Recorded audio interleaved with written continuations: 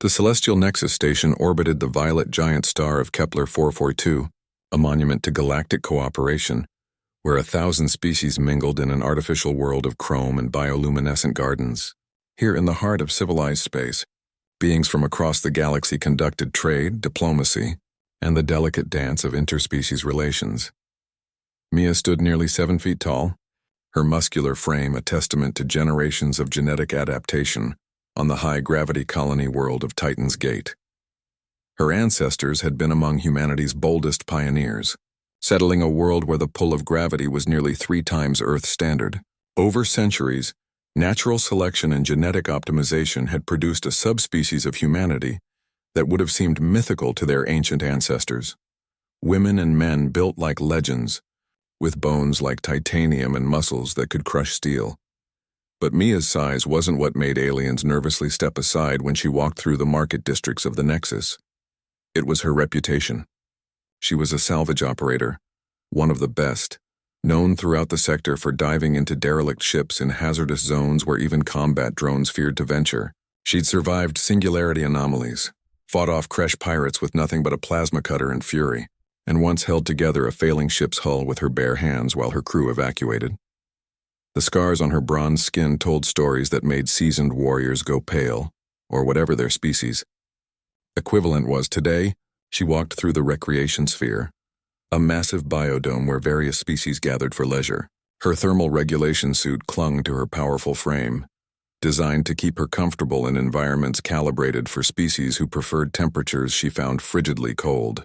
To most aliens on the station, she radiated heat like a small star. Her metabolism, evolved for crushing gravity, burned hot and fierce. Everywhere she went, aliens noticed. The insectoid Threxazic chittered nervously and skittered away. The crystalline luminar dimmed their internal light in deference. Even the proud Valtorian warriors, 8-foot-tall reptilians with 4 arms and a culture built on martial prowess, gave her respectful distance. They recognized a predator when they saw one, but recognition wasn't the same as interest. Mia had seen the way males of various species looked at her, then quickly looked away. She understood the mathematics of attraction across species lines. She was too large, too hot, literally and figuratively, too dangerous. The delicate courtship rituals of most species required a certain balance. She disrupted that balance simply by existing. She'd made peace with loneliness long ago. The stars were her companion, the void her confidant. Romance was for smaller people, softer people, people who fit into the careful boxes that civilization preferred. That's when she saw him.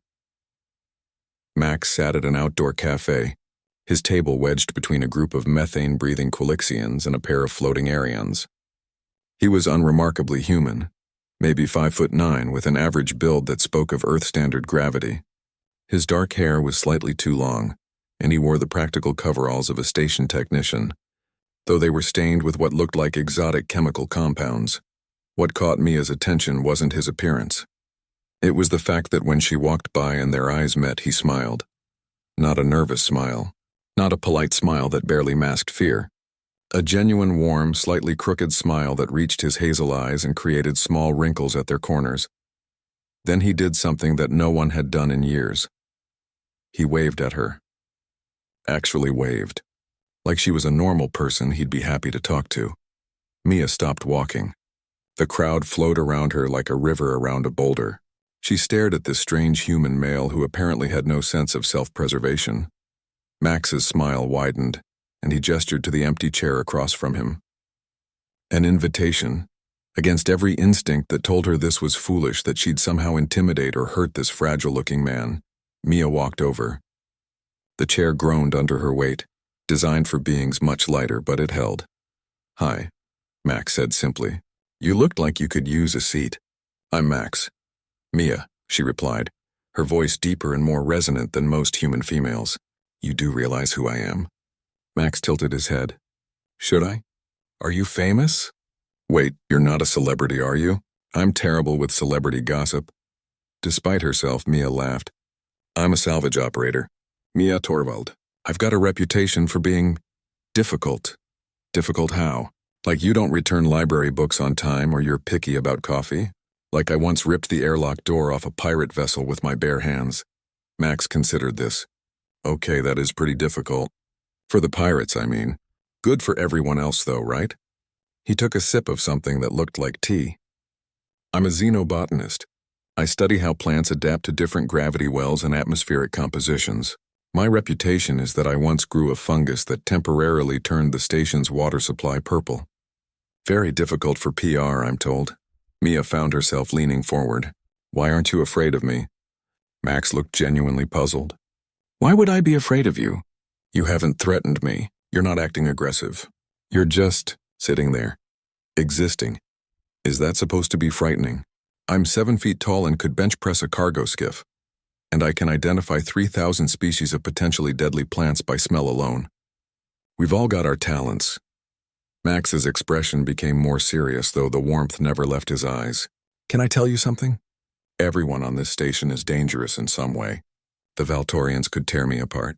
The Luminar could blind me with a thought.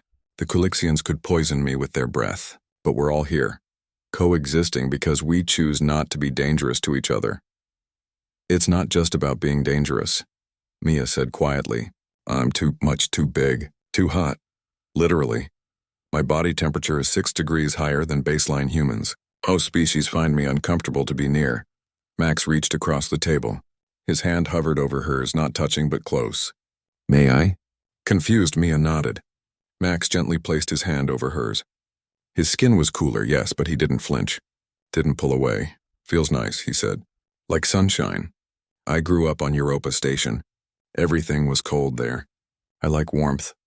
Something in Mia's chest, something she'd thought had frozen solid years ago, suddenly thawed. Why? She asked. Why approach me when no one else does? Max's smile returned, soft and genuine. Because you smiled first. When our eyes met, just for a second before you caught yourself, you smiled. Like you wanted to connect but didn't think you could. I know that feeling. So I smiled back. And honestly, Mia, I'd like to know more about someone brave enough to tear open pirate airlocks and kind enough to smile at strangers.